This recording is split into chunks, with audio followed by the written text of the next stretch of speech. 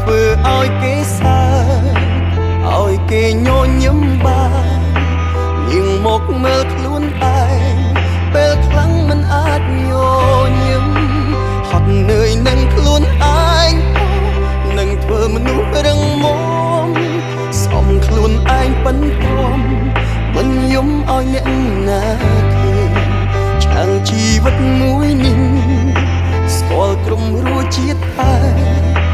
ក៏គ្មានអ្នកណាឡើយដែលស្រឡាញ់ខ្លួនយើងជាងខ្លួនយើងទេ